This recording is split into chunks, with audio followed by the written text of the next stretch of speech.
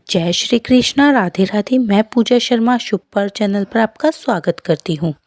आज इस वीडियो में हम मौनी अमावस्या की महत्व और मौनी अमावस्या की व्रत कथा सुनेंगे। मौनी अमावस्या व्रत हर साल माघ मास की अमावस्या तिथि को किया जाता है। मौनी अमावस्या की सबसे बड़ी बात यह है कि माघ कृष्ण चतुर्दशी के अगले दिन आता है।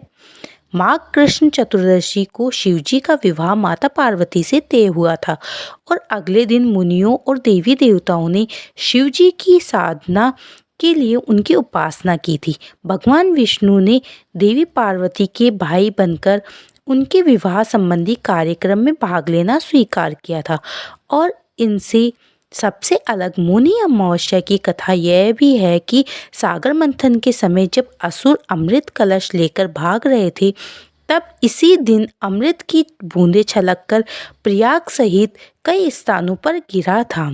इसलिए मौनी अमावस्या पर प्रयाग सहित अन्य तीर्थों में स्नान करके दान पुण्य के कई गुना लाभ मिलते हैं। मौनी अमावस्या पर दान करने का बहुत ही लाभ मिलता है। माघ मास में तिल, ऊनी वस्त्र, घी का दिन दान बहुत ही पुण्यदायी होता है। इसलिए मौनी अमावस्या पर इन वस्तुओं का दान जरूर करना चाहिए। यह जरूरी नहीं है कि आप बहुत दान करें, लेकिन अपनी श्रद्धा और क्षमता के अनुसार थोड़ा दान भी आप कर सकते हैं।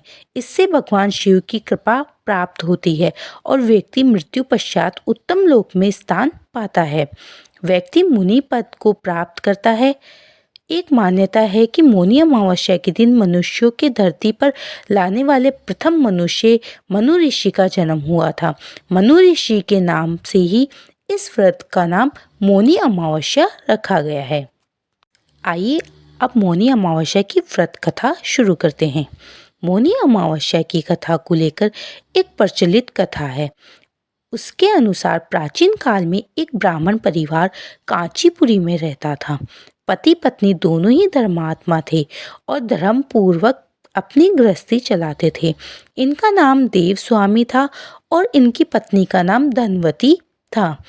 इनके 7 पुत्र और एकमात्र पुत्री थी जिसका नाम गुणवती था। जब गुणवती सयानी हुई और तो देवस्वामी से धनवती ने कहा कि पुत्री के विवाह के लिए अब वर देखना चाहिए। ब्राह्मण ने अपने छोटे पुत्र को बहन गुणवती की कुंडली दी और कहा ज्योतिषी से इसकी कुंडली दिखवा लाओ, जिससे गुणवती के विवाह की बात आगे चले।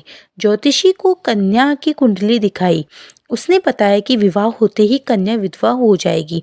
ज्योतिषी की यह बात जब ब्राह्मण परिवार को मालूम हुआ तो वह बहुत दुखी हो गए और इसका उपाय पूछा तो ज्योतिषी ने बताया कि हे ब्राह्मण, सिंघल द्वीप में एक पतिव्रता महिला रहती है जिसका नाम सोमा धोबन है।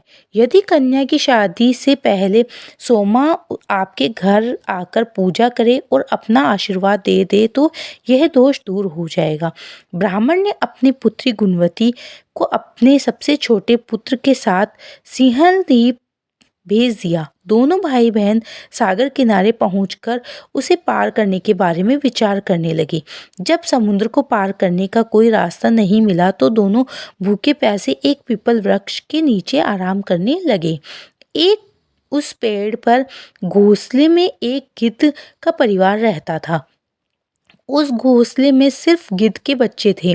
वह सुबह से भाई बहन की बातों और क्रियाकलापों को देख रहे थे। शाम के समय जब गिद्ध की माता बच्चों के लिए भोजन लेकर घोंसले में आई तो बच्चों ने पेड़ के नीचे लेटे भाई बहन की कहानी माता को बताई। उनकी बातें सुनकर गिद्ध की माता को दोनों भाई बहनों पर दया आई और बच्चों के कहने से उसने कहा कि तुम लोग अब चिंता मत करो, मैं इन्हें सागर पार करवा दूंगी। बच्चों ने माता की बातों को सुनकर खुशी खुशी भोजन ग्रहण किया। गिद्ध की माता बच्चों को भोजन करवाकर दोनों भाई बहन के पास आई और बोली कि मैंने आपकी समस्या को जान लिया है, आप चिंता मत कीजिए, आपकी समस्या का निदान मैं कर दूंगी और आपको सोमा धोबन के पास पहुंचा दूंगी। गिद्ध की बातों को सुनकर दोनों भाई बहनों का मन आनंदित हो गया और उन्होंने वन में मौजूद कंद मूल को खाकर रात काट ली। सुबह होते ही गिद्ध ने दोनों भाई बहनों को समुद्र पार करवा दिया और सिंहल द्वीप में सोमाधोबन के घर के पास पहुंचा दिया। गुणवती सोमाधोबन के घर के पास छुपकर रहने लगी।